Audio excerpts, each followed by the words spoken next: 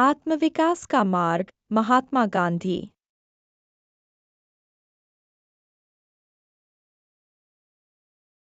महात्मा गांधी द्वारा लिखित आत्मविकास का मार्ग एक ऐसी पुस्तक है जो जीवन के गूढ़ रहस्यों को सरल एवं व्यावहारिक रूप में प्रस्तुत करती है।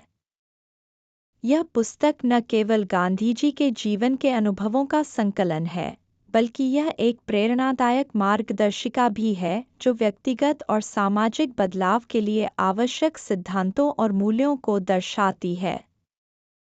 इस पुस्तक का मुख्य उद्देश्य व्यक्ति को अपने भीतर की शक्ति और आत्मा के सत्य को पहचानने और उसे विकसित करने में मदद करना है।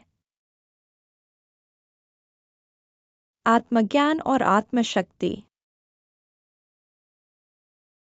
महात्मा गांधी आत्मज्ञान को आत्मविकास का प्रथम और सबसे महत्वपूर्ण चरण मानते हैं। उनका मानना था कि आत्मा की शुद्धता और उसके साथ जुड़ाव हमें सच्चे सुख और संतोष की ओर ले जाता है। आत्मज्ञान प्राप्त करने के लिए गांधी जी ने ध्यान, प्रार्थना और स्वाध्याय पर जोर दिया।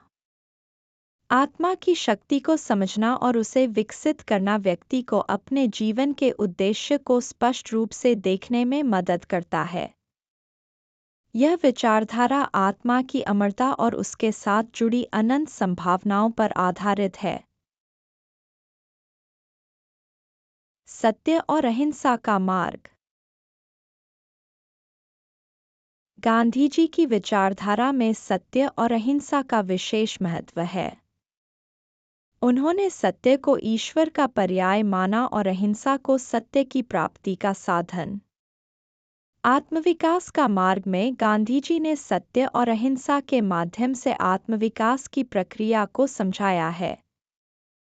सत्य की साधना व्यक्ति को नैतिकता और ईमानदारी की राह पर चलने के लिए प्रेरित करती है। अहिंसा का पालन न केवल भौतिक हिंसा से बचने में सहायक होता है, बल्कि यह विचारों और शब्दों में भी हिंसा से बचने की प्रेरणा देता है। संयम और स्वावलंबन। गांधी जी का मानना था कि आत्मविकास के लिए संयम और स्वावलंबन आवश्यक हैं। संयम का अर्थ है अपनी इच्छाओं और प्रवृत्तियों पर नियंत्रण रखना। यह अनुशासन व्यक्ति को आत्मसंयम और आत्मनियंत्रण की ओर ले जाता है, जिससे वह अधिक स्थिर और संतुलित जीवन जी सकता है। स्वावलंबन आत्मनिर्भरता का प्रतीक है।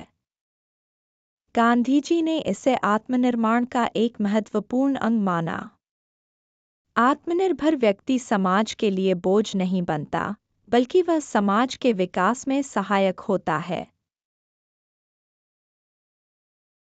सेवा और परोपकार। गांधी जी ने सेवा और परोपकार को आत्मविकास का एक महत्वपूर्ण अंग माना। उनका मानना था कि सेवा के माध्यम से व्यक्ति अपने अहंकार को कम कर सकता है और समाज के प्रति अपनी जिम्मेदारी को समझ सकता है। सेवा का अर्थ केवल भौतिक रूप से मदद करना नहीं है, बल्कि यह मानसिक और भावनात्मक समर्थन भी है।